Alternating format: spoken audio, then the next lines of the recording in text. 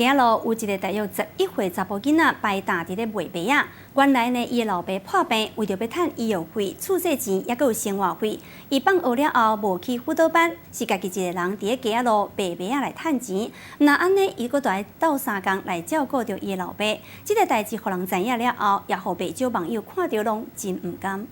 穿一领黑色的衫的查甫囡仔，家己一个人坐伫路边摆搭，伫纸板顶悬写着每一箱白仔介绍，同时嘛将伊的心声写落来。11岁君君甲老爸相依为命，老爸却因为糖尿病甲肝硬化倒落，无法度做工课，生活是非常艰苦。但是阿嬷伫新竹有厝，所以无法度申请低收入的补助。君君为着要将老爸医药费、厝租甲生活费，只好放弃下课了的补习班，家己一个人来街仔路卖白啊，补贴厝内费用，搁爱无闲照顾破病的老爸。就想说，爸爸现在身体不舒服，所以我要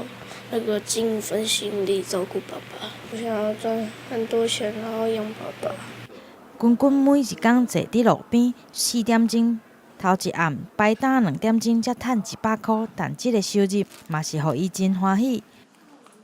没有能力可以帮，所以我们才想要赶快找一些就是能够供应他们资源的啦。我们先帮他们出